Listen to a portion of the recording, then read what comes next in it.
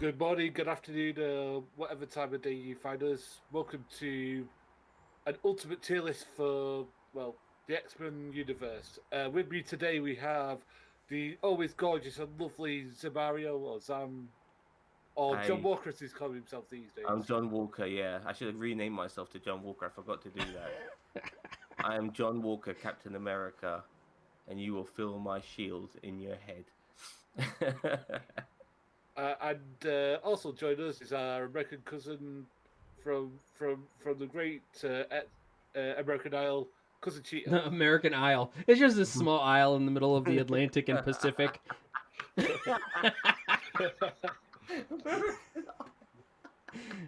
I love it. I'm keeping it. I love Let's. it. Keep it. We're keeping that. But yes, today we're going to be doing a tier list for all the X Men films, starting with X Men, ending with New Mutants. So, gentlemen, I think that we should do the first one, which would be X Men, which, if I remember rightly, is 2002. If I'm, 2000. was it 2000? It Okay, was 2000. yeah, X Men for 2000. So, with this, I'll start with the new John Walker himself, Zam. What do you think about the original X Men? Well, one of the best things about this film was that it brought us it made Hugh Jackman a household name. He was already an actor before this film. He's done stuff before this film, but this put him in the spotlight. And this was the beginning of a character that would mark him for the rest of his life. Other than that, I other than that, Patrick Stewart was a good was a shoe in. There's obviously Xavier. Ian McKellen was a great Magneto. Um, and Rebecca, I can never say her surname properly. Romaine. Romaine um, was a very good Mystique. I thought she was fantastic. I think she gets. I think people forget about how good she was as Mystique. We've got some introductions of new characters.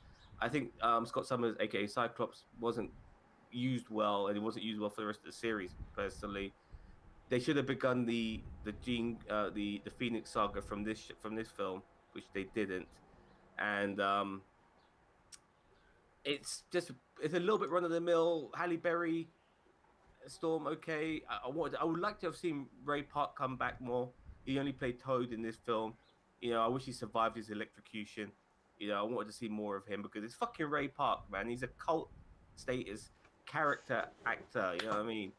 Martial artist, all of that. But yeah, it's okay. Honestly, end of the day, even though it's an X-Men film, it's the first one. It's okay, and I'm being generous with that. If I had to put it in a tier, I put it as a generous school for gifted youngsters, possibly even Toad struck by lightning. But I put it as school for gifted youngsters. It's the first thing that got the ball rolling. Okay, Cousin Cheeto, what do you think of X Men from 2000? I mean, I mirror a lot of what Zam said. I mean, it made a good attempt. I mean, this was besides Blade. I know that kind of technically was our intro, but this Granddaddy, was Blade's granddaddy. yeah, Blade's a granddaddy. But X Men was, I feel, more mainstream, and so this was the first mainstream superhero movie that was honestly kind of like pretty like if you see anything besides Blade, like before Blade, nothing was authentic to the comic books, or it was too authentic and it just didn't work. So I mean, this was the first one that successfully merged reality and comic books. And I know everyone's like, oh, and they even made the comment in the movie, oh, Wolverine's like, oh, or he said, oh, these outfits, and he's like, oh, you want it to be yellow spandex, like they were right. Like the world was not ready for Hugh Jackman in yellow spandex. Maybe later on, in like yellow leather, but not like the not Yeah, back then. I mean, I think they made a good call making the outfits kind of the way they did, even though they were yeah, pretty boring. Um, yeah, I mean, I agree with the Ray Park thing. I really wish he would have stuck around. Kind of would have been Magneto's right hand man through the rest of the series.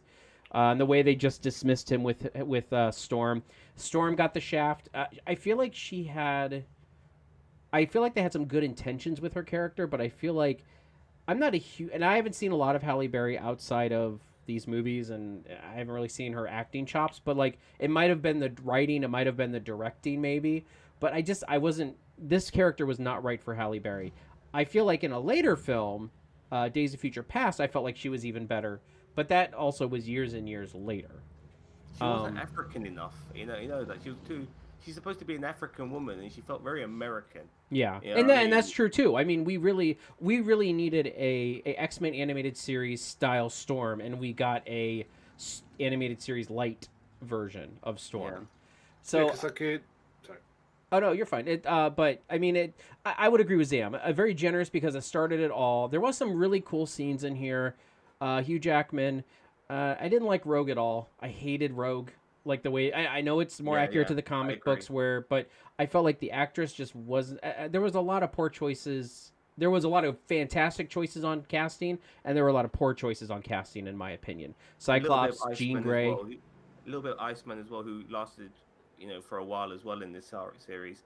Yeah, and I mean, but I would give it a generous, like Zam said, a school for gifted youngsters. So I know Yeah. I went on longer, but that's fine. Bossman, what do you think? Right. Sorry, Bobby didn't tell us what whereabouts on the list he's going to put it. Yeah, I agreed with Zam. School for gifted youngsters. Okay. I think that it's a really, really good film. I agree with you two, but I do think that there's fantastic choices in the acting. I think that Hugh Jackman crushes it as Wolverine. I think that Patrick Stewart um, Ian McKellen. and Ian McKellen are all great in their roles. But I do agree with you. There are some poor choices. I mean, like Anna Paquin is a good actress. Like if you're watching True Blood or you're watching like really, really stuff like The Piano and stuff like that, she is really good. I just think that this role character has always been poorly written. She's always like this wide-eyed sort of teenager character, and like she's never been like that. She was like she was basically in the thing that Magneto runs before she's joined the X-Men. So I wish that we got to see that more. And I agree with you about Storm that I wish Halle Berry was more African in that because like literally before she comes to the X-Men, she's literally treated as a goddess by the African tribe she's in. So I'd rather have seen that. But overall, I think it's a good film. I think the plot is a little bit hackney of like I want to make everybody just like me. It's a little bit hackney, but overall, I agree with what you two said. It's good for gifted youngsters for me. There was only one scene, like script-wise, which was pretty good. Was when you found out that they were after Rogue and not Brute Wolverine. That was pretty cool. I thought, That that was a good twist. Other than that, not much. But yeah, I agree. That was a really great because I didn't see it coming. Yeah. I really thought that the main character was Hugh Jackman, and the way they framed it all around Hugh Jackman and Wolverine and his healing factor was going to be another thing because they were always talking about He wasn't a Magneto's. goody two shoes. He was morally grey, so they Yeah. could possibly get him to their side. So yeah, that's what he was seeing. Yeah, it was a good. Yeah, anyway. So, Bossman. Yeah. So X-Men 2. I can't remember if this had like a little like thing beneath it, but I think it was like X2 and stuff like that. So, X-Men X2 X-Men United or something like that. Something silly, yeah. I can't Yeah. remember. I know what the said one's called.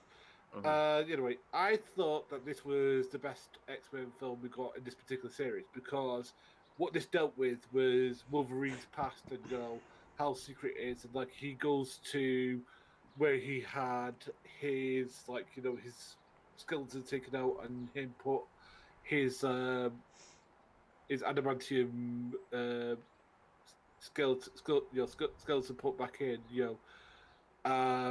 So I think that this dealt with a lot with that, and we got to understand the person who put that in was literally somebody who loves to experiment with mutants because his son was son to Professor X back in Oh the yeah, I day. remember Jason, wasn't he? Yeah.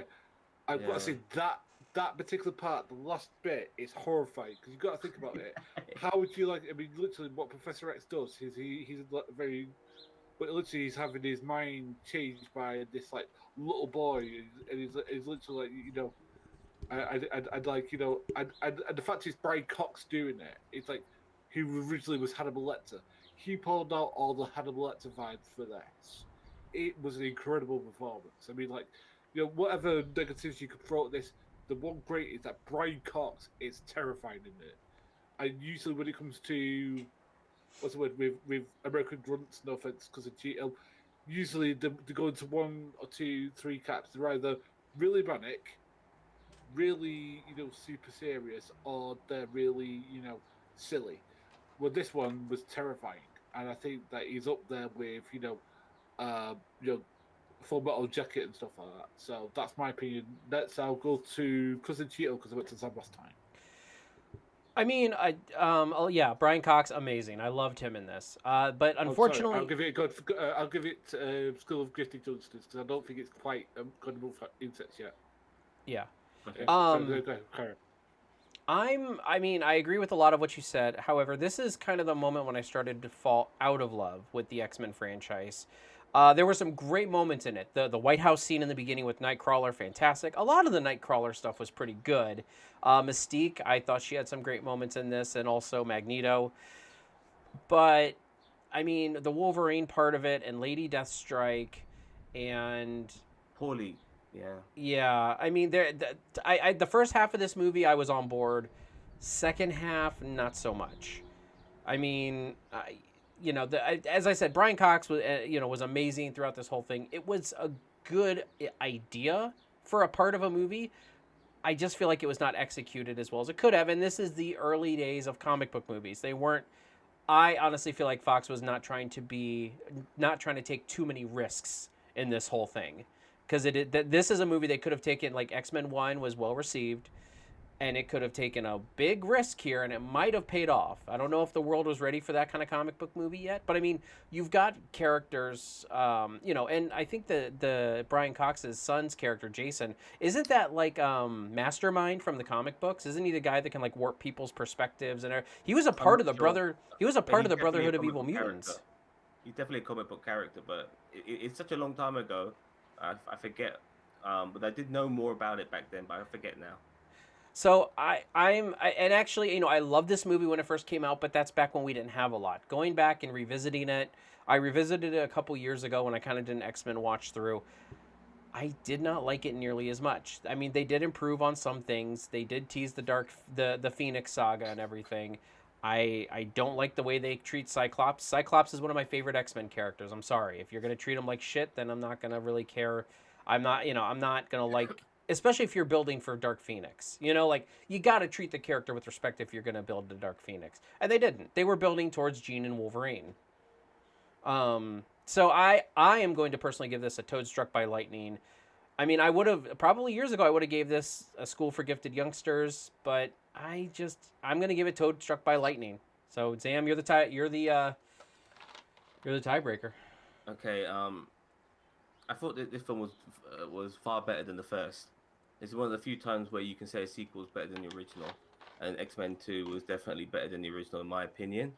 There were some good moments regarding the action, because we got some slice and dice from Wolverine in this one. Yeah, he cut up some guards, which was absolutely beautiful, and we got to see him being part of more of the X-Men, leadership role, so to speak, looking after the kids and shit like that, which is pretty cool. And being a leader as well. He was no longer a nomad in this one.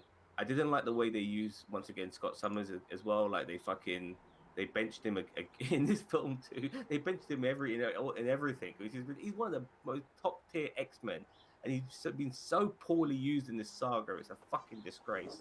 But they benched him again. They knocked him out. They put him under mind control and shit like that. Jean Grey becoming the Phoenix. I'll be honest with you, this was very exciting, knowing that this was going to happen. Unfortunately, the payoff wasn't that great. But at this particular moment, knowing that she was going to be the Phoenix, I was like, really, like, fucking hell, man, this is amazing. This is like Winter Soldier again. It's like they're really doing comic book shit here. They're not just getting a bunch of comic book characters and making a so-and-so. They're really doing some comic book shit here. They're trying to immerse comic book material into the films. I love it, into the saga of the movies. That was pretty cool. The Lady Death fight scene was great. I like the way she fucking died, which was horrific. But she herself was poorly used. She's a proper character, and they just used her for this. And Brian Cox as Stryker was excellent. It's a shame he wasn't in more, even though the character was in more films. It's a shame he wasn't. That's about it. I'll put it for School for Gifted Youngsters. I think there's more positive than negatives for me in this film. Okay, so School for Gifted Youngsters it is. Okay, then we have the final of the original trilogy, shall we say, and this is X-Men 3, is it Last Stand? I think Yeah. that was so I'll let you go first, Cheeto. Oh, again? Oh. But Um. I went first last time, so it's only fair. No, I went first last or in the No, last time. Bossman went first. Oh, gotcha. Okay. Um. I absolutely hate this movie. I absolutely hate this movie with a bag of potato chips shoved up my ass with a brick. Um. There were so many problems with this movie, and I mean, I said I'm a Cyclops mark. There was a good movie in this movie. I like the cure aspect, and they just should have really stuck to that. The Phoenix, they should have just kept Jean dead for this movie, and they should have gone with the cure route. They should have had more of Cyclops. Cyclops was gone, and like he literally had what 3 minutes screen time, something like that. Like he was fuck Kiss all of in the death, movie. kiss of death, literally. Yeah, I mean, you know, they were pushing for Jean and Logan, and the whole time, honestly, I feel like that if this movie would have been based around Scarlet Witch rather than Phoenix, like you know, Scarlet Witch was kind of going haywire and like disintegrating, like all this stuff, because the Phoenix Force is not like a disintegration ray. The Phoenix Force is, you know, it's an element of the universe, and I just feel like that they really missed the trick here. I feel like, honestly, if they would have just brought in a different actress and had it be based around Scarlet Witch and them trying to figure out what they're going to do with the most powerful mutant in the world, Scarlet Witch, a lot of this would have been better. They killed Xavier, fuck them, and then they put he put it in his twin. It's like, oh, for God's sake, you know. And they didn't even pay that off later. I'll get to that in one of the following movies, but yeah, this movie, and I mean, there's so many issues. I could go on forever. The final fight scene between the Cure, like on Cure Island, I call it Cure Island. I don't remember what it's called, Warren Industries Island, whatever it is. I thought that was pretty cool. There were a couple moments in that, like, you know, Magneto versus the X-Men type thing. I thought that was pretty cool, but that's it. That's really all I can say about it. The rest of it was utter shit. Juggernaut, no. I mean, they cured Mystique. Fuck. You know, like, I mean, they did so many terrible fucking things in this movie that I could go on for hours, and I'm not going to. So, next person, please. What's your? I see it's I'm the Juggernaut bitch.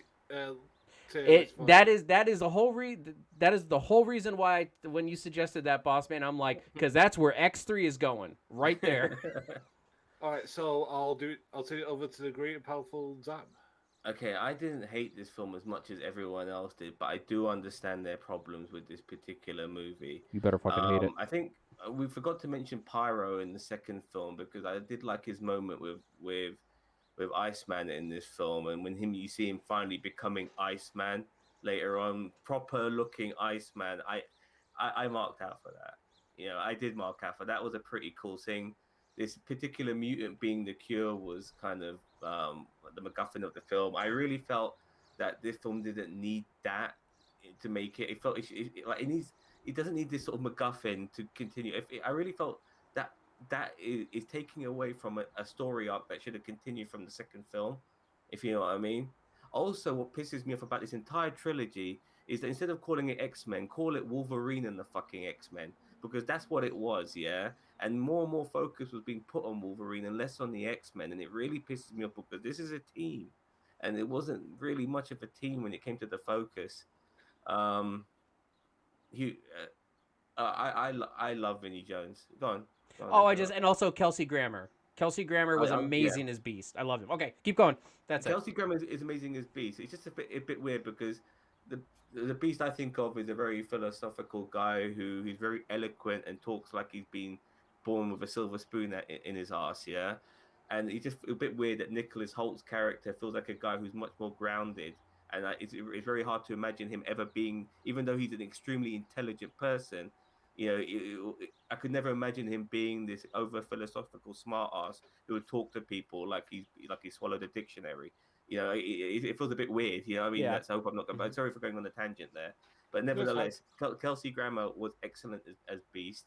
And I did like the ending with Jean Grey and Hugh Jackman. It made sense. I know that people didn't like it, but she was vaporizing everyone. But because of his healing powers, he was able to come back, Zam, you are a and son of a that bitch. I did make cannot sense to believe you me, actually like to a that part. degree. But I cannot believe you I like didn't that like part, Jean you Grey's son of a Phoenix. bitch. You Jean Grey's stop Phoenix it in this right now. is fucking Stop it. awful. She's a fucking mute. I don't know what he's so pissed off about. But Jean Grey's Phoenix in this is fucking awful.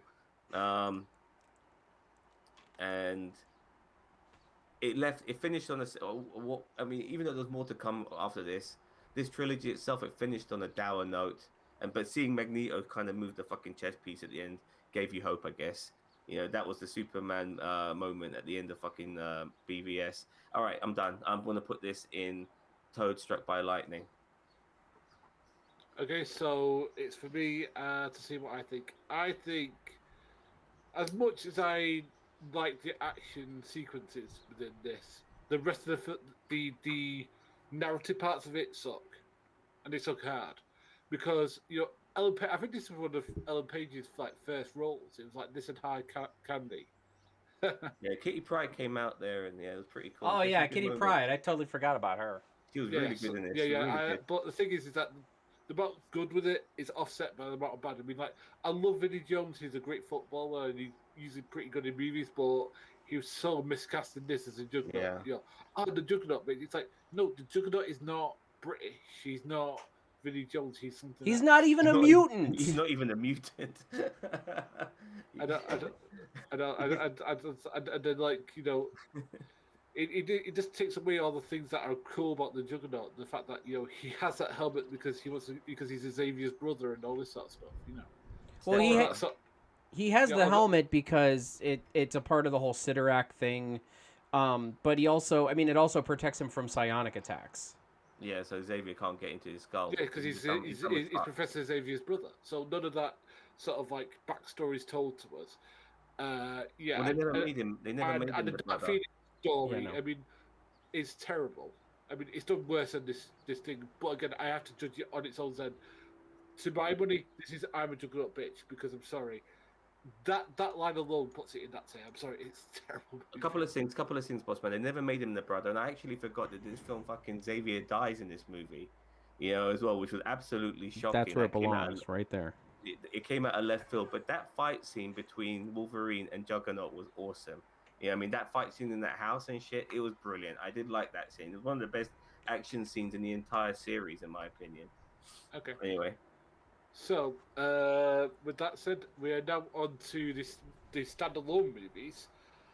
We have the cinematic masterpiece, which is X-Men Origins Wolverine, and with that, we'll go to my good friend Zam for that. okay, I know this film is shit. I know it, yeah, but it's okay. It's like King Kong versus Godzilla. It's enjoyable shit. It's a throwaway popcorn film. Now, the problem is with the film that if you want to take it a little bit seriously, it is a part of the puzzle of an overall saga, and it needs to fit well to a degree. Um, I don't know. It's like you got to see some characters. You got to see Will I Am. You got to see the Blob. You got an awful Deadpool from Ryan Reynolds in this. Absolutely one of the biggest disgraces. Now the whole thing with Sabretooth was interesting because you never got any vibes of them knowing each other, recognizing each other in X-Men. Um, at all, which was a bit weird. So That's now all that this is, plastic surgery that he got after, and he changed a lot, didn't he, old Levi Shriver? He changed a lot in X-Men. Yeah, he By grew that out all time. that hair. He ended up, just didn't he ended up recognize him. became an American wrestler. It was weird, but uh, he was one of the best parts in this film. Actually, I'll be honest with you. We got to see more of Stryker. We got to see more of the origins of him and stuff like that. It was really cool to see him get the adamantium in him. That was pretty cool. You know what I mean? And we got to see a bit with Scott Summers, a young Scott Summers. Obviously, he's blindfolded, so he never knew Wolverine saved him and shit like that. And then one of the plot holes or loopholes or fuck ups was Xavier still being telepathic, but being able to stand up while doing it, which obviously becomes an issue later on because it doesn't make sense and stuff like that. And he's got fucking hair, but the timeline does change. So yada yada yada. So people can go on about that. This is yeah, all right, fine. This is look. I like this film. Yeah, I'm a Juggernaut bitch. Okay.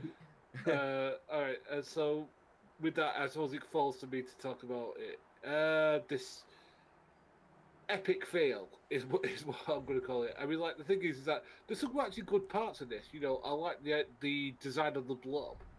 You know, I can't remember the actor who played him, but like you know the fact that he's this really like in shit guy, and like because he went through depression issues and PTSD, he's ballooned up, and like he takes the slightest offense to what thing he says, which is just what like the Bob for the thing is. But yeah, Ryan Reynolds is terrible as Deadpool, considering how good he is as Deadpool later on. But yeah, he's so miscast in this, and I think it's so good that he got to play him later. And as I said, this movie is a disaster, and it ruined the franchise for a long, long time. I mean, it literally put it on ice. Number three was like the kick to the shins. This was the kick in the head. This is literally like knocking the franchise out. So it can go nowhere for me, but I'm a juggernaut bitch. So couldn't Cheeto round out this particular piece of cinema? All right, so I actually enjoyed the first part of this movie. Like the beginning, I know that we got a terrible Ryan Reynolds, but actually we got a decent Ryan Reynolds in the beginning of the movie. Task Force X in the beginning of the movie doing their thing was kind of cool. Um, I liked a lot. Yeah. Just actually, the opening credits for this film is probably the best of all the opening credits of all the X-Men films, in my opinion. It is fucking fantastic. I forget how good that opening credits is. And Um, and yeah, that's one of the yeah, things I was gonna get to is yeah, yeah, like sorry. I honestly everything up through when he gets his adamantium is good. Everything after that, like after he gets his adamantium, it's kind of just garbage. Like it's just slashy slash garbage. Liv Schreiber, I love him as Sabretooth. I would have marked out so hard if he would have came back in Logan as old man Sabretooth, even if he would have came back in another X-Men movie, just even reprising I loved it. I liked not is it's not Silver Sable. What's the girl? Is she Silver Sable? Maybe not The, so. the, the telepath who touches people. Yeah, That was his girlfriend, yeah? yeah. I liked her. I She thought gets getting cut up in the sleep, man. Like shit. After a while, I'll be saying to him, "Listen, Wolves. You got to, after we finish fucking, you got to sleep on the floor. You know what I mean? There's only so many cuts I can take. You know what I mean? Yeah. but yeah, I mean, the first part of the first half, I would say the first, I think it's like an hour. Because last time I watched this movie, I kind of looked and see where I start, and basically it's after Wolverine escapes the facility, like everything after that I could do without, except for the Sabretooth and Wolverine moments, because honestly I do like those two. And obviously the mouthless Deadpool just. So I although it doesn't matter at this point because I'm outvoted, I would put it at Toad Struck by Lightning just because I enjoyed the beginning parts of this movie. And honestly, if I just stop it after Wolverine escapes the facility with his claws, I'm good. Like I turn it off and I'd I'm be good. actually I'll go with Bob because I did say I did like this film. I can't put it in I'm a juggernaut bitch. I'm only doing that for the sake of other people hating it. Come to think of it, I personally don't mind this film. I don't think it's great, but yeah, the action scenes are done right. It's okay. It goes along quite well. Zam, there's Yeah, no I mean, takebacks here. no, we haven't put it in there yet. So I'll put it on Toast Struck by Lightning. Okay, so then it's Toad Struck by Lightning. Just that opening credits with all the time zones and shit like different periods is fantastic. You know what I mean? I just loved it. That alone. Said with it going into, we then had a reboot with, I think, a really really good movie, which is X-Men First Class. With that, I will go to myself, and I'll say, you know what? I think this is the best X-Men movie so far, out of the ones we've talked about, because it goes back to Logan's not in it for a start. I remember. It He deals had with one small scene in it. yeah, it's a genesis. It's a genesis of the X-Men and where they come from, and you get to see why Xavier and Magneto are friends. That they are much similar than you like to think. They have similar ideals. Just like uh, Magneto's backstory has pushed him into one mindset, and Xavier doesn't come from that backstory. And I just love it. I just love the fact that I love Jennifer. What's her face? as Garner? Jennifer Or Lawrence, sorry, Lawrence, Jennifer yeah. Lawrence, sorry, yeah, as Mystique. I love um, the only bad point, and I say the only bad point has got to be Jerry Jones. No, she's a very attractive lady. Yeah. Don't get me wrong, but all she does is one part of it is she like sends herself into diamonds, and there's one part where she like psychically convinces a guy that he's feeling her tits. That's it.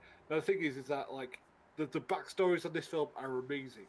Like you hear about what happened on the backstory, the set of this is just unbelievable. But say that the movie itself is great, and this is the first Guggenheim instance for me. With that, I'll because I went to Zam last time, I'll go to Cousin Cheeto this time.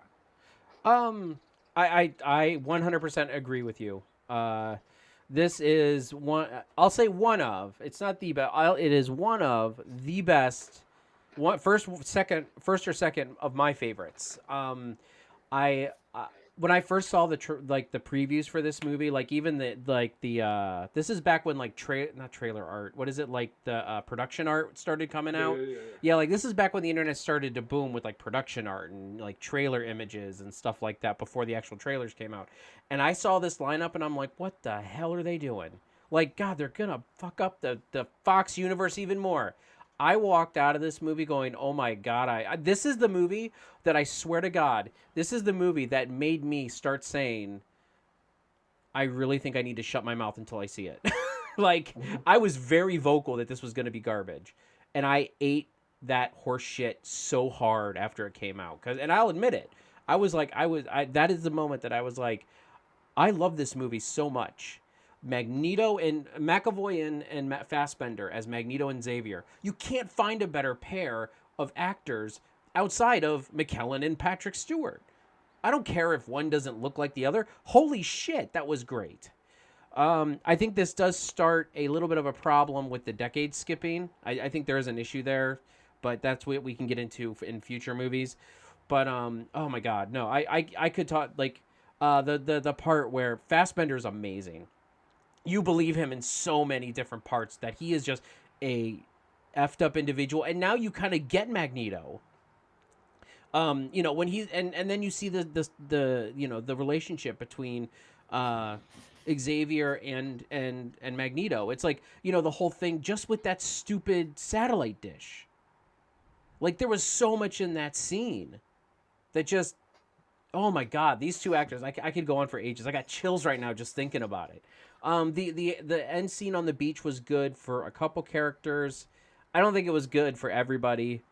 This was good. I like Jennifer Lawrence in this one because she hadn't yet started phoning it in. Um, I'm trying to think. I mean, yeah, there's just Kevin Bacon was really good in it. Kevin Bacon. Oh yeah, Kevin Bacon was an amazing Sebastian. That's another thing. I was like, that guy looks nothing like Sebastian. Or what is this? It's not Sebastian Stan. What is it? Sebastian. Something else. Yeah, Can't remember. I don't remember his name now. Now all I have is Sebastian Stan because of Winter Soldier on my brain. But Sebastian Shaw maybe. I don't remember. But anyway, so I'm like, that guy looks nothing like him. And he was so great. Like, God, I ate so much horseshit after this movie because I kept on talking and talking and talking like I am right now. And I just kept having to eat that shit with a big ass spoon after I was done watching it. And so I would put this a God Amongst Insects, in my opinion. I wouldn't settle. And Havoc, I thought it was so stupid. I'm like, why is Havoc in here? And he's supposed to be the younger brother. By the time we got to that whole point, I was like, I didn't care. And they even explained it in later movies. Like, okay, in this universe, Havoc is older than Scott. Okay, whatever. Who cares? So. Okay, I will go to Zam. What do you think of this? Okay, first of all, the one thing I did not like about this film, really bugs me to this day, is Mystique being fucking Xavier's sister. I hated that. That did not work for me. Not At all. biological. You mean just like adoptive, right? Yeah, of course, obviously, but like you never saw any hints of that in the previous films. Check. Yeah, so shit like that pisses me off because that's terrible retconning, as far as I'm concerned. I did. Now, I said regarding Wolverine that had one of the best opening scenes in the film, but the first X-Men movie with young fucking Magneto, young Eric, whole, like putting his hand out, trying to stop on the fence, and the fence is bending and shit. That was an amazing opening scene, yeah, too. And to see that expanded upon in this film was amazing, yeah. And you saw him, it was almost like him being a fucking Sith Lord, and like when he gets angry or all shit starts vibrating and stuff. It was pretty cool. But then to see him when he's older to go around the planet killing Nazis. It was great. It was great. You're rooting for this horrible man who is going to be a horrible human being, and but nevertheless, he right now at his young age, he's killing fucking Nazis. So yeah, all good for him. Yeah. Also, him pulling that submarine out of the water. Like I remember it being different in the movie, but in the trailers, that moment, like when I saw him pulling that submarine out of the water, they did. I don't. I'd have to go back and watch the trailer for it, but it was such a beautiful moment where they're just like he's pulling it, like he's like, I've never lifted anything that big, and he just did it, and it's just like there's so much going on in this movie that I love so much. It felt very old school James Bondy at times. It had that spy espionage vibe about it from that period, obviously with the Cuban Missile Crisis and all of that, which was pretty cool. Some of the mutants on the bad guy side were interesting. I don't know if that person was Nightcrawler's dad, which was interesting. You're right about January Jones. Yeah, awful, absolutely fucking awful. Kevin Bacon was good in it. I did not like them paralyzing Xavier in this film. It should have been done a lot later, but they were worried maybe they weren't going to get a fucking sequel after this, so they paralyzed him now, wondering, when's he going to get paralyzed? They should have left that a little bit later. That really bugged me. Actually, that's one of the things that really bugged me about this film. Them paralyzing him so fucking early in his life, man. You know what I mean? I do remember that. Like, I do remember being really miffed about that when I'm like, why would they do that now? Why wouldn't they save that for like the third movie? Yeah, because exactly. he's just walking in the next movie anyway. Yeah, exactly. You want people to almost forget that it's about to happen, and I wasn't expecting that in this film. I really wasn't, and because it didn't feel right if it did happen, which is why I wasn't expecting. I expected better. I'm gonna put this film in School for Gifted Youngsters. It's okay, and that's how I feel about it. It's a good film actually, and it's definitely better than the first 3 X-Men films, in my opinion. Didn't, Bossman, what'd you put it at? I got it was exact. Okay. So, sorry, Zam, you're outvoted, but... That's fine. Fair enough. All right. And then we get the second standalone movie, which is The Wolverine. With this, I'll go with Cousin Cheeto. What do you think of The Wolverine? I really like this movie. I really like that it was... Like, I don't have an issue... Like, this is my thing, is that I don't have an issue with Wolverine and Hugh Jackman as Wolverine. I think Wolverine needs to be it needs to be a solo character. I don't like him in the X-Men. I never have, even in the comics. He's a ball hog, but I'm okay with him being a character in the Marvel universe. And if he teams up with the X-Men every now and then, that's fine. But I hate the fact that they just shoehorn him into every single one of those first 3 movies when he really didn't even come around until the late 70s or mid 70s. I feel like they put all of their effort in. And as I said, Hugh Jackman is a great Wolverine. I'm not fussing about that. And that's why I like this movie, because it is a good Wolverine centric movie. I get it. There's like a big robot samurai in it. And I mean, there are some issues here, but honestly, I feel like this expanded the character a lot better than Origins Wolverine did, as well as any of those original 3 X-Men movies did. So I'm actually gonna put this one in School for the Gifted Youngsters. It has a couple issues, but honestly, I like the one samurai lady. I think doesn't she go on to play from Suicide Squad? What's her name? Or am I thinking of somebody else? No, you're right. I think it's the same actress. And is this the one in the beginning where he's living in the woods with a beard? This one takes place after X3, right? Yeah. Yeah, it was nice to see a little bit of what happens after X3 at this point, because I hated X3 so much. With that bear. Yeah. So I'm gonna put it at School for Gifted Youngsters because I actually enjoyed this movie. I thought it was really good, and I enjoyed seeing the samurai aspects of it and a lot of that of Wolverine's past. Okay, so Zam, what do you think of this? Well, one of the things I liked about what I was really anticipating about this film was that finally we're not going back we're now going forward in time. Like we're back on the current day timeline, and we're moving ahead with the story of the X-Men. Even though it's only mainly one of them, we're still moving beyond X-Men 3, which was interesting as well to see what he was like after X-Men 3. And he was obviously a downbeaten man. That's why he was obviously with the beard and shit, living in the woods, because what he did to Jean Grey, killing Jean Grey, had haunted him. Which was interesting.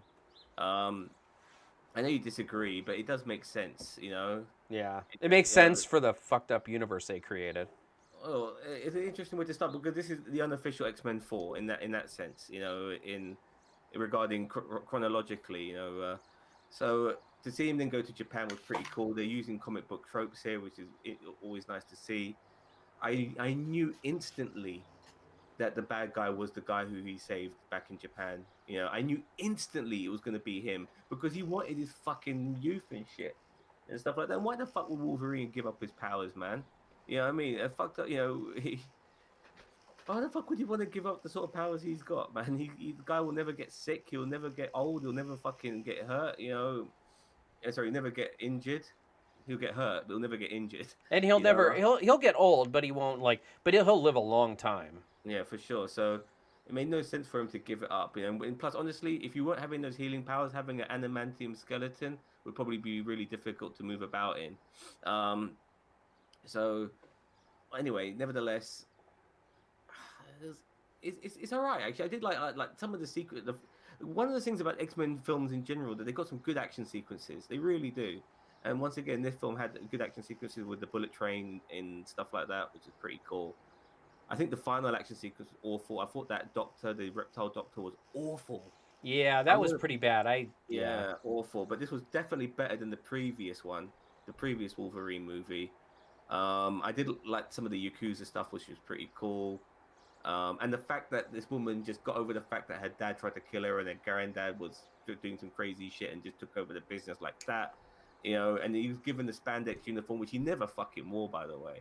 At the end, he never fucking. They were teasing that throughout the whole fucking X-Men shit. That He never wore that fucking uniform once. that was actually not in the theatrical release. That was a deleted scene, just so you know. Yeah, okay, still, But I'm gonna put this for School for Gifted Youngsters. It's okay.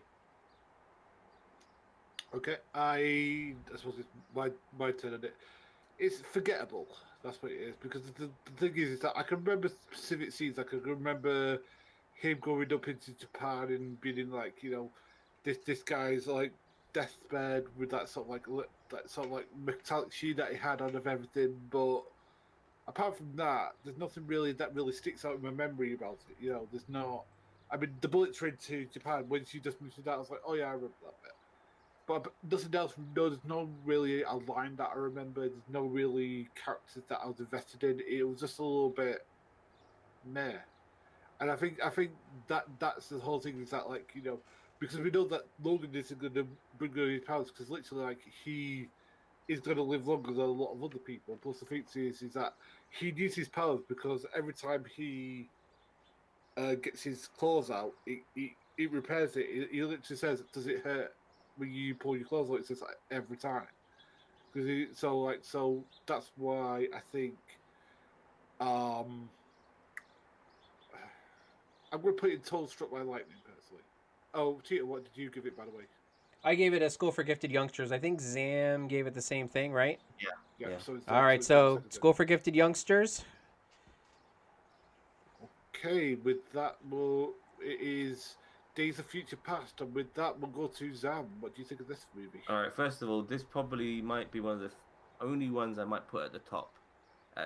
God Among Insects. This is a very, very enjoyable film, and I appreciate how they tried to fill in a lot of the gaps regarding the story arcs now, because this film is getting closer to the timeline, the current timeline, or like the X-Men, the first film. We're getting closer, and so some things have to start making sense now. Xavier can walk in this, but only when he's taking this medicine, but he can't use his fucking powers. So one substitute for the other. Things like that I appreciate. Getting more of Beast as well, making him understand that he was part of this crew, because when we see him in X-Men 3, we're wondering where the fuck was he in the previous two films. So all of these things are coming into play a little bit. And then at the same time, with the time travel and stuff like that. It's it's it's really cool to see what they're doing here. They're trying to merge things and go a different direction. They're doing a Kelvin universe sort of shit going on here. I really appreciate the film for its its scale of what it was doing. It really went big with this one regarding like the audacity of what it was trying to pull off here, the Sentinels and everything, and it was really amazing. And like and for that alone, I put it up there. And there's so much in this film that I can't remember it all. I really can't. It's so much. Oh yes, we got fucking Peter Dinklage as well. We got the Mystique, trying to stop her from doing something bad, so that and then obviously she ends up. I never appreciated Mystique ever being an X-Men, by the way, but the fact that she doesn't go down an evil path and stuff like that by killing what's his face, Bolivar Task. Hmm. Yeah, yeah, I think she should have killed him. I yeah. But nevertheless, it was amazing. I think the only bad thing about this to a degree was how Fassbender was to a little bit. I don't think he was. I mean, I think as the films progressed now after this, if you think about it, Fassbender's way he's been operated and used got worse and worse with each fucking movie. But nevertheless, this was a very audacious film, and for that reason, I put it as God Among Monks and Sex. Well done for trying a massive, and then they got everything. They got Wolverine, all in there with the new school and the old school. It was incredible what they were doing. Incredible. Okay, I think this is an incredible movie. I mean, when it starts off with Terminator-esque devastation, like Holocaust, literally Holocaust imagery, where you see it's like bones being like shoveled into like mass graves, and like you see people getting like led off by these like because the thing is, for the first I say about 5 or 10 minutes, you do not see the Sentinels. They talk about them like they said the draws like speaking like hushed and stuff like that. And it's only when like you say, oh, they're coming, and literally you see like the top of that, like you does that, and the first one comes through. It's just like it is something like out of a horror movie because like these things aren't colourful or whatever. They're like black, sort of like metallic and stuff like that, and like and and then you find out why. So it's like these things are not only programmed to hunt mutants, but also to hunt the mutant gene that are in human beings. So if you're gonna have a baby and that's gonna have a mutant, Yeah, you it's hunt that. fucked. Yeah. I literally this is the reason why that we're currently screwed, and like and then when you go back and then like we have Peter Dinklage, I think giving one of the best performances in the entire series, because he's this. Is it because he's? I'm trying to find the politically correct way to say this. He's a little man, midget dwarf. I'm not sure what the correct term is these days, but because like he's a wrong kind of mutant in people's eyes. He doesn't get the cool things. He doesn't get like ice powers or fire powers or stuff like that. And I think there's like a parallel there that like It's he's interesting. jealous. He's jealous of seeing it, and like I remember in the movies, like they ask him like, "Do you fear music?" It's like, no, I appreciate them because like they come together to fight each other. We always find ways to devise themselves. Like, well, that's very interesting. He has a unique way of seeing it, and the thing is that we get that, and plus, it has a lot of flashbacks. Like when he comes to sort of Striker, he has a flashback and literally has like a nervous fit on the thing. The thing is like that guy, send me back in. He comes back in, and then we see what's going on, and then like the best bit is when like they get Magneto out of the White House jail that he's in because apparently he got framed for killing JFK, which is when oh no they killed him because he was one of us. I was like, well that's fascinating. I mean, that puts another spin on like one of the biggest conspiracy theories in American history. But again, this is led to again one of the greatest scenes in the movies where Quicksilver goes, "Are you my dad?"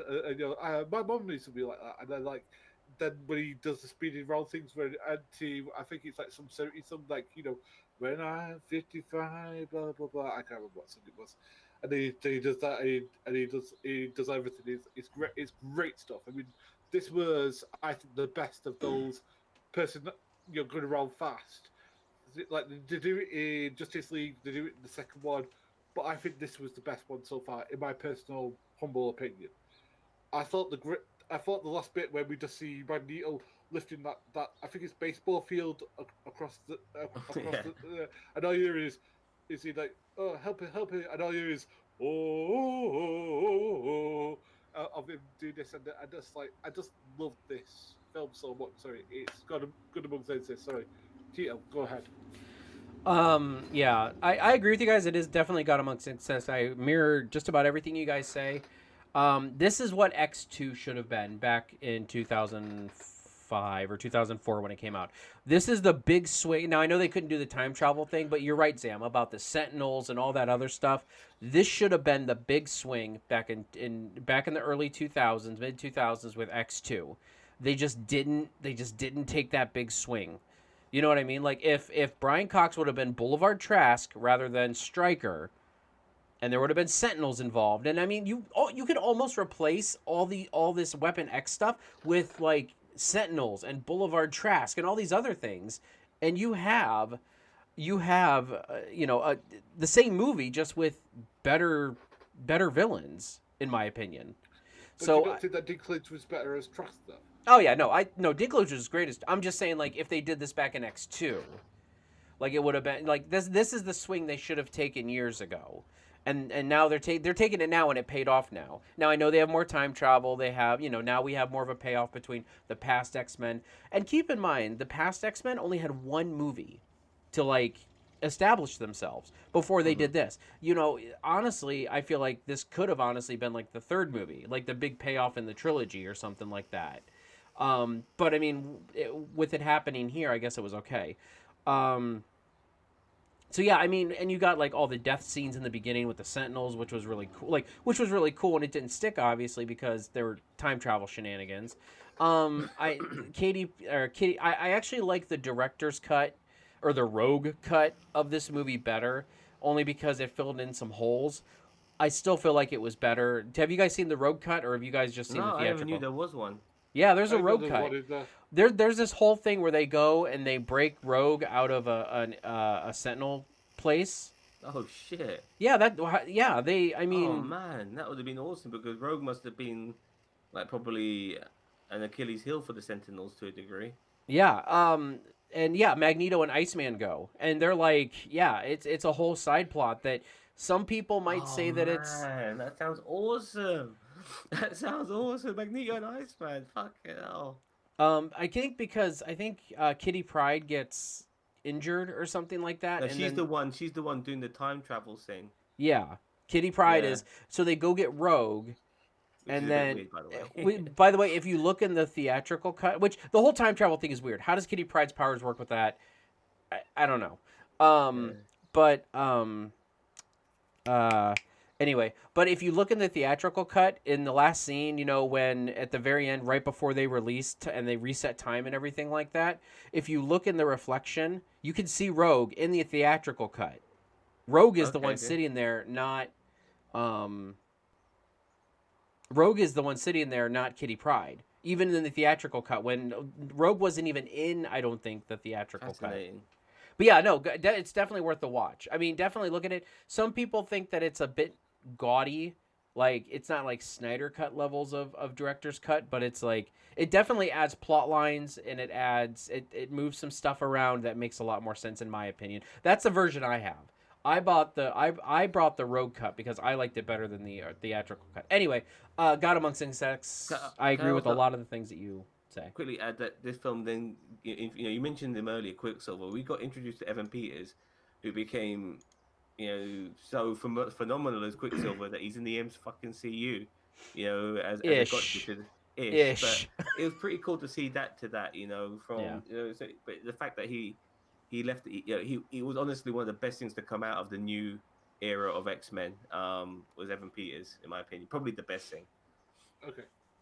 So it's my turn with the classic in my view, Deadpool. Now the thing is that Ryan Reynolds basically resurrected his career. Well, if he did resurrect it, basically put his career back on the straight and narrow with this because this movie is great. Because he's sharp talking, he's constantly talking, which he's supposed to do as Deadpool. He's got where I thought T.J. Miller was great as the like bartender guy, which sort of like made me really annoyed at Michael Bay for killing him off in Transformers 3. I really loved what's his name? What's his name though? The guy who plays Ajax, the villain. The fact that and it's Gina Carano's his like little friend and we do get the X Men, but it's a sea level X Men. We get Colossus and we get the new one who's this like Thunder chick. Who's great. I can't remember what her name is. But yeah, they're really great, and I thought it was really good. And I think it's what's her name? Miranda Baccaran is she's all right. As I said, she's a little bit just like she's more she's wallpaper, but she's pretty nice to look at wallpaper. That's it really. I mean, what I mean is, Cheeto just with that eyebrow is that she's not really a character. She just is there just to be there. But apart from that, as I said, for me, as a skill for getting youngsters, it would be God amongst insects, but there are a few parts of it that I don't think quite hold up. So, Cheetah, what do you think? This you're right. This resurrected Ryan Reynolds' career. It literally because what was he doing before Deadpool? I mean, he was doing little movies. He was doing things here and there. He wasn't doing anything. He did Green Lantern for God's sake. Like, I mean, no. I really did like this movie. I feel like that it had a breath of fresh air into a franchise that needed it at that point. And although moving forward may not have taken that breath of fresh air, but it still definitely did a good job at, it was a really good movie. Standalone, it was a really good movie. And I like the fact that it was low budget. I love the fact that they had little to work with and they made it work. And and what we'll see in the sequel is that sometimes having this huge massive budget doesn't make a better movie. It actually makes it a little more gaudy, for lack of a better term. I'm gonna put this movie a God Amongst Insects only because I did really enjoy it. I laughed through the whole thing. I feel like it was as I said, a breath of fresh air, and I really enjoyed it. I've always loved Deadpool, and I don't know. Go ahead, Zam. Funny enough, I like this film. I don't love this film. I'm one of the few people that I didn't find all the humor to work for me. I don't mind shocking humor. I don't mind grotesque humor, but if you're gonna do that, then make it smart. And I didn't think it was smart all the time. It was just like shocking for the sake of shocking, and that doesn't work for me. Like, all right, you're trying to be shocking for the sake of shocking. I don't find that funny. I just find that I'm not shocked by it either. You know what I mean? But it just got to work, and not all the jokes work for me, unfortunately, with this film. That's why I'm going to put it as School for Gifted Youngsters. It's a good film, but I've only watched it the once. I have never had the appetite to watch it again, and that's why I'm giving it a very gifted score. You guys wanted it at the top, didn't you? No, I put School for Gifted Youngsters. Okay, yeah. fair enough. So it sets at the School for the Gifted Youngsters. Is X-Men Apocalypse? Cheetah, what do you think? I didn't hate this movie. I know it had problems. I know there were definitely some bad points to it. Honestly, I've only seen it like once. I'm not gonna lie. Like, I mean, once, maybe twice. I did like Magneto's part in this, not as an acolyte, but like the part. The Fassbender's always the highlight of these movies. I'm sorry, he really is. Even if it's a shit movie, the highlight's Fassbender. With him and his I guess second family at this point. I think maybe I don't know. I don't know how many families he's had at this point.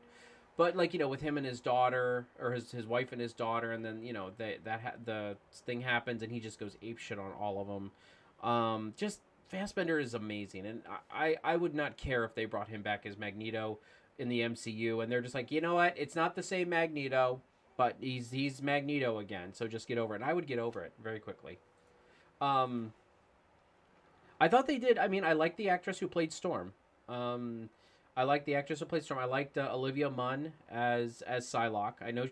I think she was misused in this movie. I liked her look. I liked her. I like the way that she was in this movie, like her look and everything.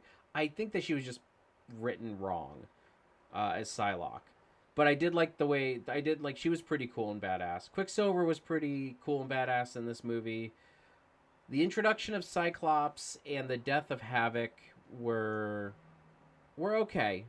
But I feel like in like every other movie that the Xavier Institute's getting blown up. Like didn't that Those summer happen? kids can't catch a break, man. I know. But it also had another great sequence where Quicksilver's saving everybody except Havoc, of course. So I don't know. I mean, the final fight, I know that there was some weird parts to it, but I thought some of the fight scenes between some of the individual X-Men and characters was really cool. Archangel being in it, meh. So I would give this one a generous Toad Struck by Lightning. Okay, Zam. I think this film missed a massive trick, yeah? This could have been the Infinity Wars to a two-part saga. Apocalypse should have fucking won in this movie, in my opinion. Yeah? That's how it should have ended, and then they could have done something else in the second film where they get back. And by not doing that, and they just made it a run-of-the-mill film where they stop the bad guy at the end, and he just feels like every other villain they've had to deal with. So by not doing that, they made this film generic, and that's what pisses me off about this film. There's nothing memorable about this other than the Evan Peters scene, the Quicksilver scene. I did not like the way Magneto was used in this movie at all. You liked Olivia Munn in this. I did not like Olivia Munn in this. Um, I think some of the moments with it, I did like the way that Xavier was like the most important puzzle piece to a degree for Apocalypse, simply because um, he was able to telepathically communicate with the entire planet. That I did like that to a degree, but other than that, I think they really fucked up with this by not making this into a two-part saga, and for that reason alone, I will put this. I was gonna put this in Toad Struck by Lightning, but for that reason alone, I'm so upset that they didn't make this a two-part saga. I'm putting this in I'm the Juggernaut bitch. No, sorry. A bit more like this. Like they had no guts with this film. Like they killed it with fucking the previous movie, Days of Future Past. They were on a crest of a good wave. Go for a two-part saga. I'm a Juggernaut bitch. This is where it goes. All right. Okay. My turn. Center. Okay, the good things about this. See, before I go to the bad. Okay, Olivia Munn is hot. I don't care. I could be disgusted and just say that she's hot in that famous Psylocke outfit. I thought the actress they got to play Storm was better than Halle Berry. Not that that's a high bar, but definitely better. I thought the bit with Quicksilver was great. Really, really good. And I disagree with you two about Archangel. I never said shit about Archangel. I never said jack shit. No. But what I mean is that I think he was needed because he's supposed to be a part of the four horsemen of the apocalypse. He was also Angel in X-Men 3 as well. That's supposed to be the same guy, but he wasn't. He would be like still in his dad's ball sacks at that period, I think. So yeah. And here's the thing. The thing about Arcane, I'm not saying that he shouldn't have been there. I'm just saying like he was meh. Like I didn't care much about him. Fair enough. So okay. Right, a rant's coming on. Sorry. Okay. I like Oscar Isaacs. I think he's a really good actor. yeah, I agree. But, and here's a massive but, he's not Apocalypse. Apocalypse has gravitas. He has presence. He's a guy who literally, he's like Darkseid in that he has an aura that you can see going from him. He's charismatic. He's somebody like, literally speaks in like, generic sentences, but it's so cool coming from him. He's that sort of villain. He's Omega level, isn't he? He's an Omega level mutant. I mean, for fuck's Oh yeah. they got the power levels just right. But again, when Oscar Isaacs in no like way that could play the gravitas of what he's supposed to be saying, that is bad casting, and that's what ruined the movie. Apocalypse is always under the scene. He doesn't come from the front; he comes from the back. So because he could transform, he could polymorph. That's the word. So he could literally operate the back. Because what usually he does, especially if you watch the cartoons, is that he'll he he'll run little gambits, like he'll try and give mutants diseases so that in the future he can win. He'll try and get something because he's immortal that in the future he wins stuff.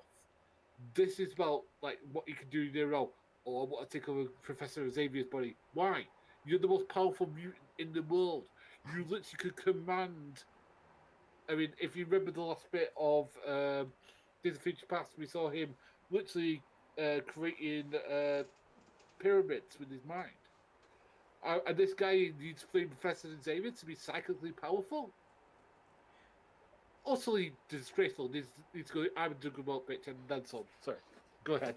I just had a question. So, what about this scenario? Like at the end of Days of Future Past, what if instead of like Wolverine waking up and it's like at the end of Days of Future Past and he wakes up and it's like this nice like Xavier Institute and everything like that? What if he woke up in the Age of Apocalypse?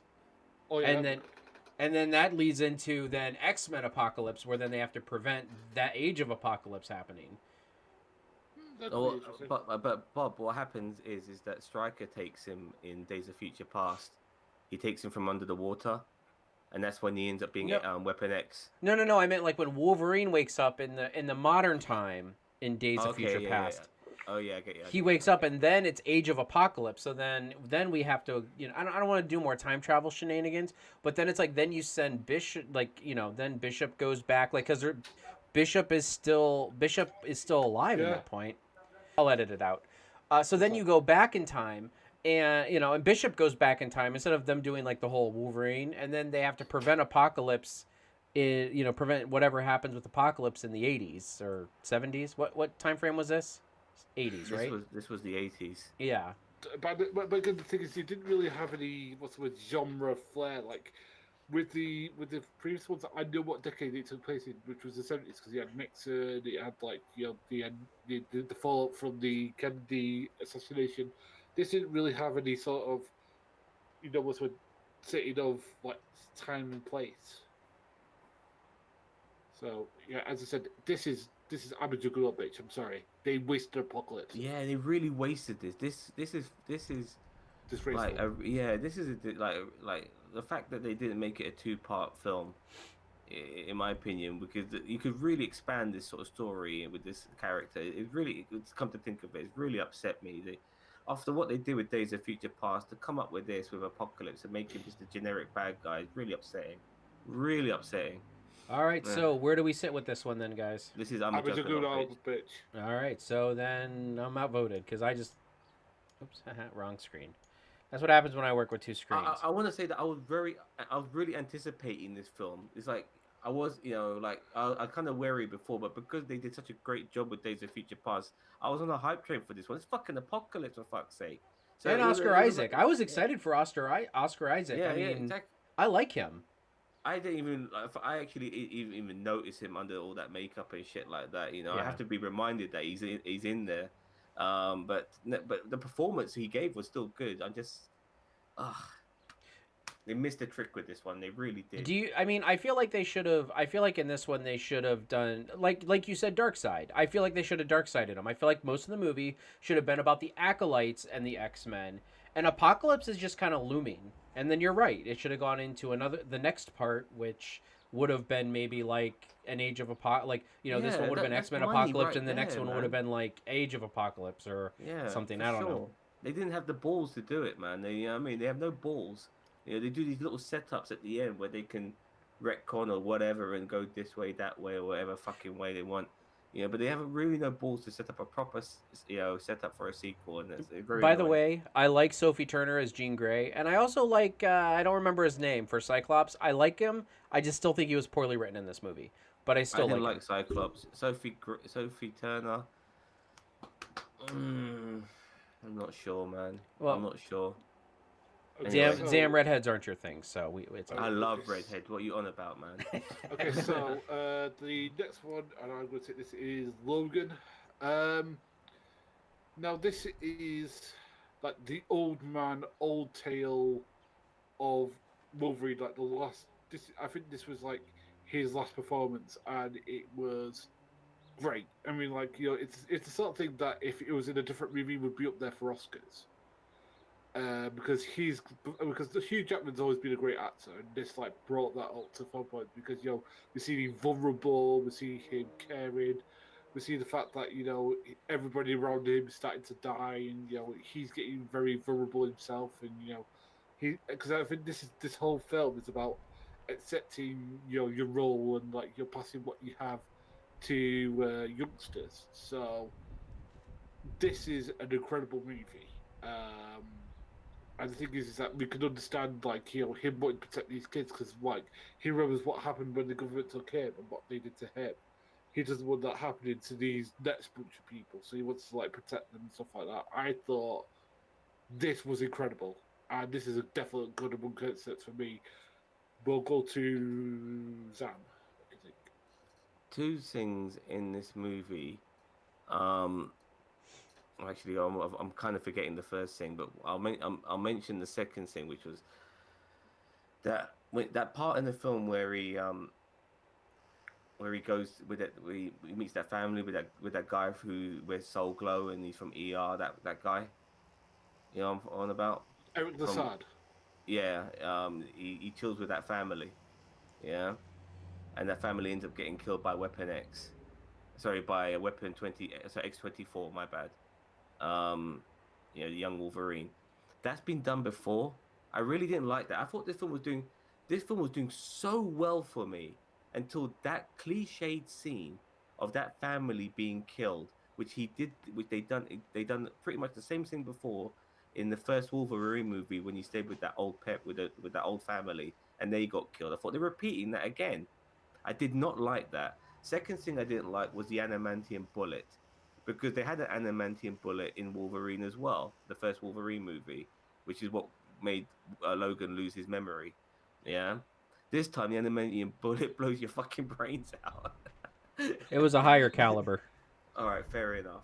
And though, but the cliche with that family being killed by X-24 when they've done that before did not make me happy because I thought that was very lazy. And that itself, for a film which I looked at as a very good movie, to see such a cliche in a film ruined it for me from being a god among insects. This is a school for gifted youngsters. It was a great send off for Wolverine too.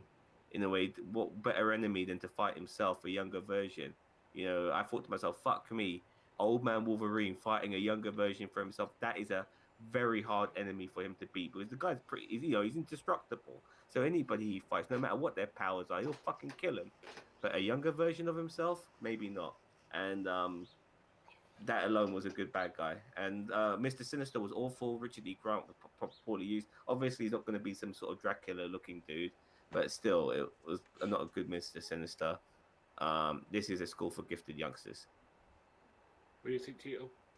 I mean, I like this movie a lot. I think it was, again, I said about it in the Wolverine. I think Logan. I think this is a very good solo Wolverine movie. Old Man Logan. It's a good retirement movie for Hugh Jackman with the character. I'm glad that they ended it on their own terms rather than letting it go until just there was no more interest. And I'm glad they went out on a high note. I mean, I know a lot of people who rate this as a top tier X-Men movie. I would put it I agree with Zam. I would put it at School for Gifted Youngsters. It's not the fact that I didn't like a lot of the movie, and I'm not even saying that it doesn't deserve to be in the top tier. I'm just saying for me, it's definitely not my favorite. You know, I'm not big into blood and gore and everything, like the slices and everything like that. But my girlfriend's laughing at me. Um, but yeah, I mean, as I said, I cannot argue with anyone who puts this top tier. But for me, it is definitely a School for Gifted Youngsters, which is just about like right below top tier. Okay, School for Gifted Youngsters. Hmm? School for Gifted Youngsters. Then. Yeah, one of the good things about this film as well is that it progresses the story again. Like because unfortunately with the X-Men films, they were prequels at the end of the day. Even though Days of the Future Past was kind of starting at a particular period, but this film was again further in time. So it was interesting to see what happened with the X-Men and all of that shit, and the fact that Xavier killed them all, which was a reverse to what happened in the comics with Logan killing them all.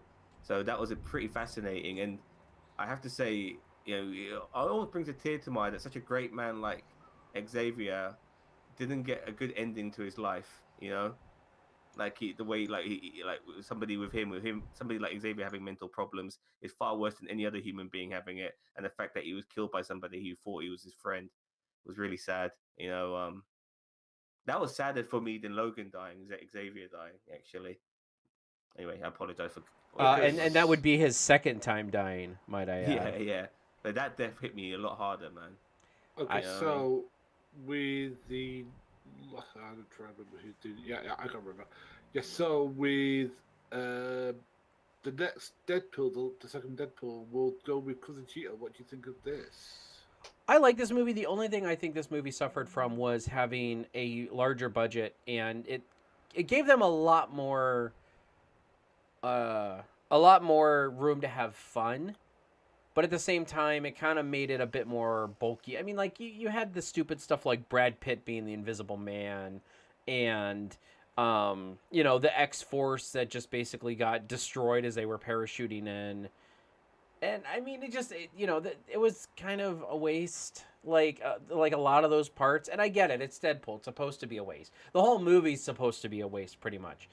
They tried to ground it at certain points in some kind of emotional, and I feel like that's where it fell off for me. Was you've got this kid that's like being tortured and everything like that by these people at this institute or whatever, and he's I don't care really about this kid with the fire powers and burning people. I don't care.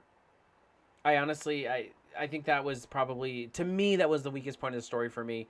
I would have much rather. I mean, the great thing about the first one is that Deadpool, and I mean, what's her face die in the very beginning or something like that?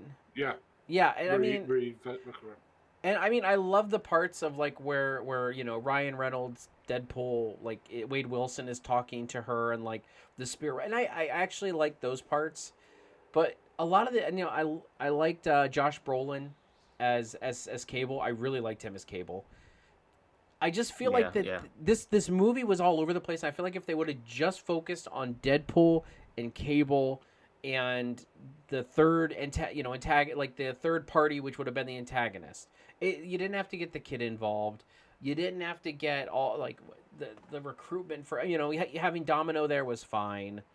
But even if they were just hunting Juggernaut, like I would have liked that movie if they were just like, yeah, we're trying to hunt Juggernaut because he has my Hello Kitty squeaker toy in his back pocket and I want it, and like and then Cable's trying to track down Juggernaut because Juggernaut just is he kills his kids or something in the future or something like that. You know what I mean?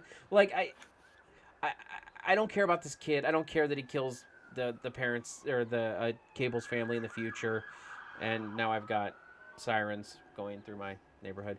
But anyway, so I feel like this movie would have definitely benefited from being scaled down, and I feel like if that's the problem with these, if you give these movies huge budgets, they're gonna aim for the fences, and I don't blame them for aiming for the fence. I just feel like it was to this movie's detriment that they aimed for the fences. So whereabouts would you put this? Well, I'm gonna put it at Toad Struck by Lightning. That's still kind of I can't put it School for Gifted Youngsters because I don't feel like it was better than the first movie at all. I really don't. So if I'm gonna, I, if I put Deadpool at School for the Gifted Youngsters, I gotta put this one at Toad Struck by Lightning. Okay, Zaman, what do you think of this? I just I'm not as enamored with the Deadpool films as much as everybody else is. I don't mind them. I'm happy to watch them and stuff like that. Some things in this film, like one thing in particular, I don't care about this kid. The fact that there's a kid in a maximum security prison and a kid from New Zealand in an American maximum security prison full of adults and a high level mutant. I found very hard to accept, even for a film like this. I found that really weird.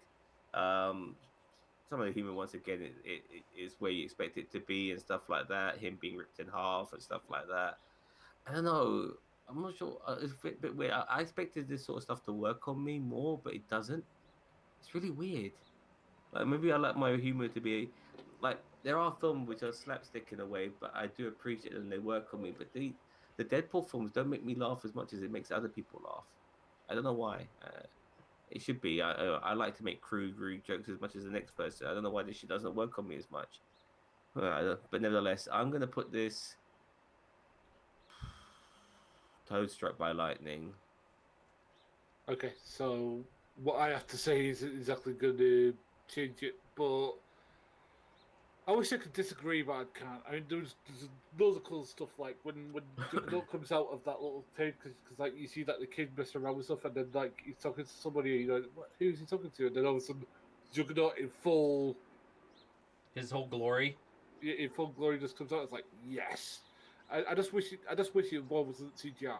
I just wish it was like a guy, a really like built guy, like some like bodybuilder, like 80s Arnold Schwarzenegger, or like 80s Sylvester Stallone, or like just some huge guy. I'm sure there's actors out there who could equally who have got that physique. Um, but that's my only critique of that little bit. But I love Cable in it. I love Joe, but um, I love the fact that he's. I love the jokes at the end where he's like going back in time and like he kills himself. He kills Ryan Reynolds for when he's reading the Green Lantern. So I love that joke. I love like these days like just don't do this. And I just love the way he just goes back in time and makes these little side jokes about stuff that we all hate. Um, yeah. Apart from that, I agree with you. I mean, like just compared to the first one, this wasn't as good. And I think a lot of the heart went out of this. I mean, I'm not saying it's cynically made. It's not. There's a lot of passion behind this, but it's not as good as the first one. So for me, I agree with you too. It's got to be Toad Struck by Lightning. All right. Next comes the X-Men Dark Phoenix, and with that, we'll go to Zam. What do you think of this? It took me a long time to watch this film because everyone was shitting on this movie, so I didn't watch it straight away. I let it fester for about a year or so. Um, and like the amount, I never came across one positive review of this movie, so I went into this film thinking I'm going to watch the biggest pile of fucking shit I've ever seen in my entire life.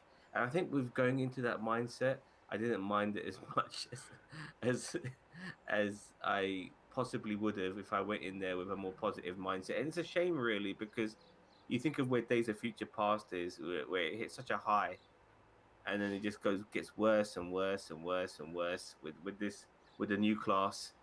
It's a real shame, and this is not a good high to go out with. Those fucking aliens weren't even scrolls, for fuck's sake. They could have made them scrolls.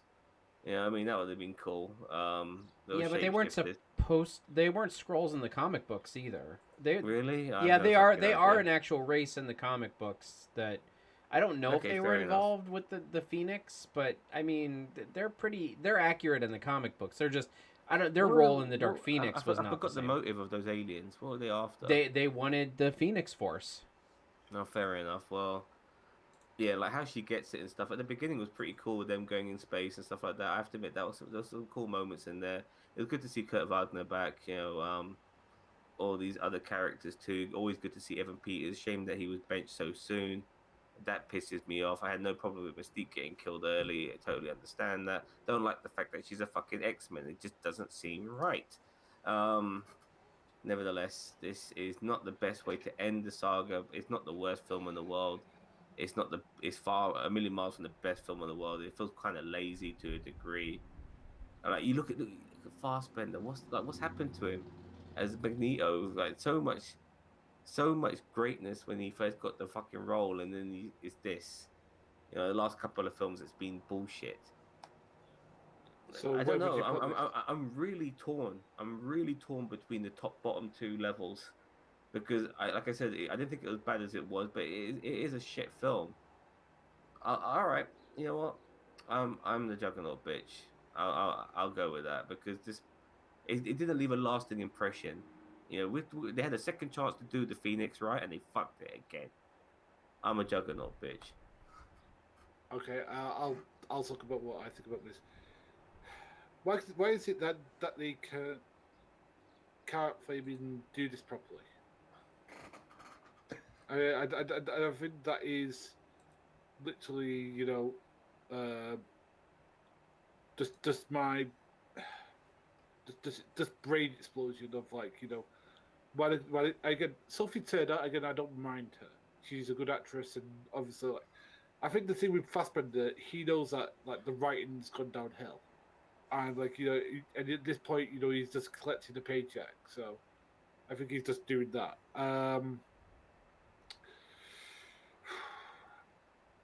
As I said, I think it's terrible.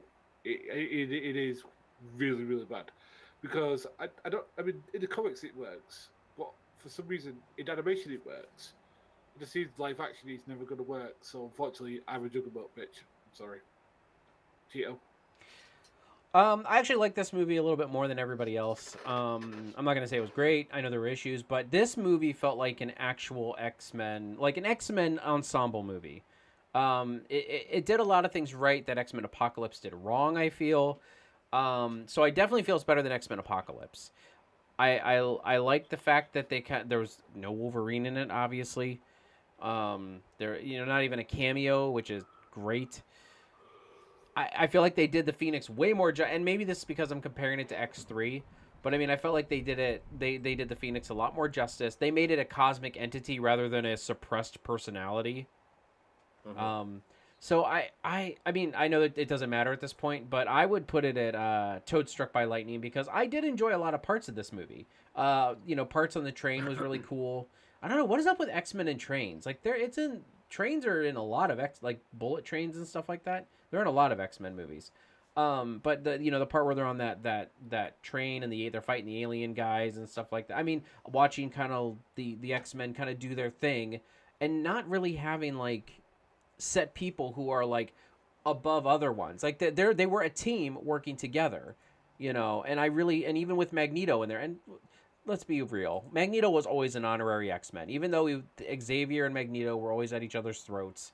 Magneto's always an honorary X-Man. So whenever he teams up with them, I always feel like it's just like going back to him cashing in his honorary X-Men card. So I would put it as Toad Struck by Lightning, but we are going to put it at I'm a Juggernaut bitch, just because that's where you guys put it. Regarding the Phoenix, is like once again they miss a trick. Like they should have been sowing the seeds for the Phoenix in in the previous film, and then they They could. Well, and they did, but it makes no sense. Like that's one of the other problems with Apocalypse is that like she had like the whole, remember like at the end when she killed Apocalypse, it was like you could see the Phoenix or whatever. Yeah, but that's like okay, that's a bit at the end. Like there was like the seeds needed to be sowed like to a degree earlier in the film. Like, That little you bit. do like 2 3 films. Yeah, but here's the For thing though. You can't, because she acquired it's a cosmic entity. The first time she gets the Phoenix, there was, even in the comic books, there was no lead up. It was they were in space, I know she what you got the mean, but Phoenix, they they could have crashed, done. she came out I of the know what you water. mean. I know what you mean, but like she was destined to go to space to get that entity. Like it was there. It was there for her to go into space to get it. And if you just do your writing right, you could make it work. That's all I'm saying. You know what I mean? And instead they just do one and done movies, man. And that's been the problem. That's why the MCU is so much better than the X-Men universe, because it's not about one and done films. They're I will sowing the agree with seeds you all the on that. fucking time. They sow the seeds all the time with their shit. End credit scenes and stuff like that, which mean something, genuinely mean something. Not some stupid snippet where they come up with another one and done. Fucking stupid. Okay, so we have one last movie, which is the New Mutants. Because I haven't seen this one, I'll let you take it. I mean, I've seen pretty much most of this movie. I haven't watched it in its entirety, but I mean, I like the horror aspect that they were going for. I like the fact that they were trying to do something different again. They were taking a swing. They were going for the New Mutants. They were they were being pretty comic book accurate from what I didn't read the New Mutants or this version of the New Mutants growing up, but they definitely did I feel like they did some of the characters justice in what I've seen. Um and I get it, like they feel like some of it fizzled out, but honestly it's the first movie in what was supposed to be a trilogy before Disney bought it. So as a standalone movie, again, this is another one I would put at Toad Struck by Lightning, only because it was introducing new characters, and they took a swing for a different genre. There's not been a horror, movie. It's like a Resident Evil style where they're kind of trapped in this mansion and there's all these creepy weird things going on, and I can respect the attempt that they were making. And honestly, there were some decent actors in there. Can I ask you a question? Sure.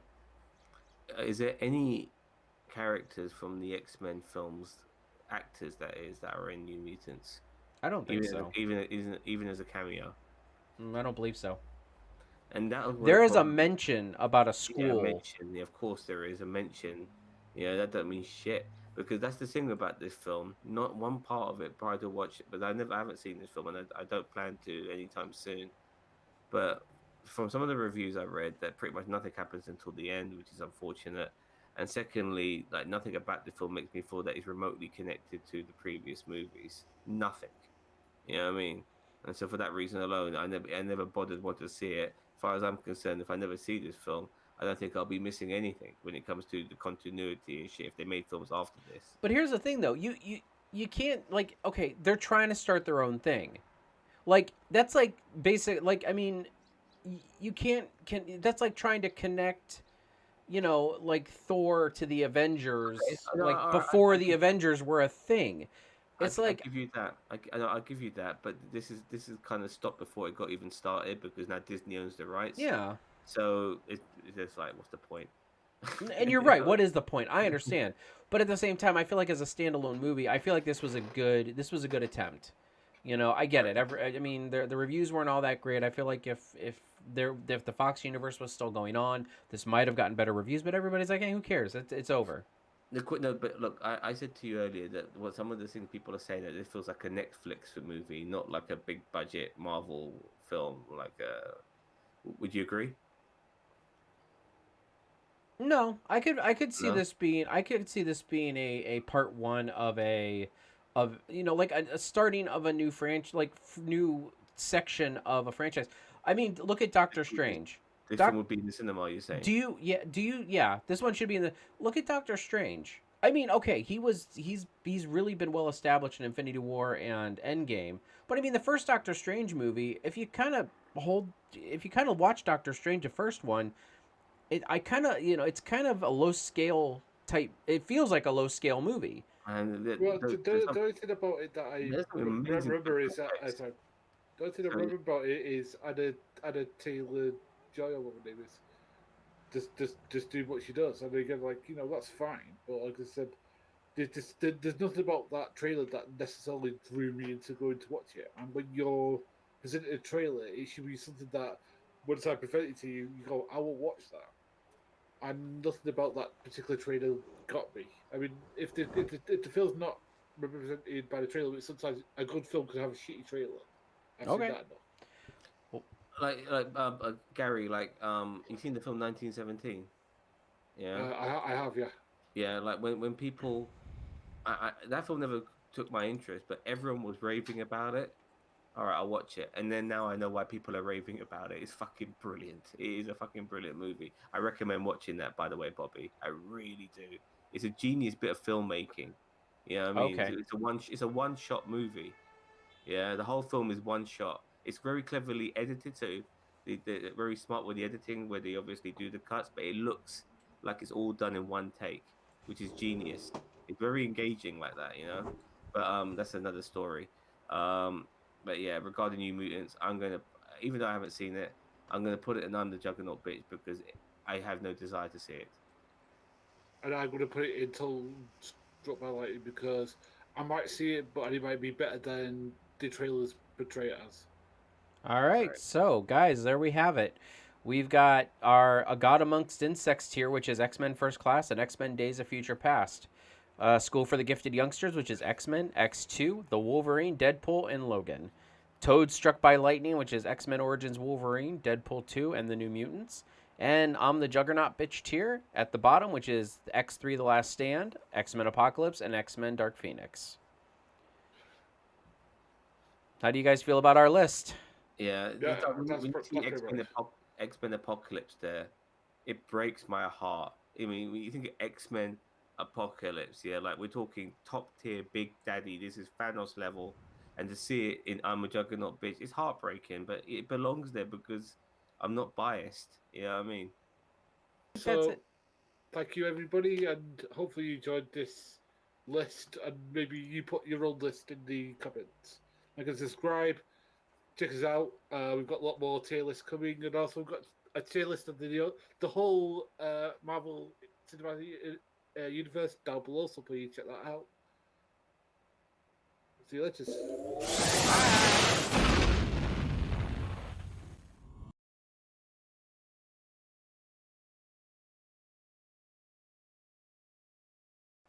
And you know, the villain of that movie is Apocalypse, right? Yeah. Uh, Yeah.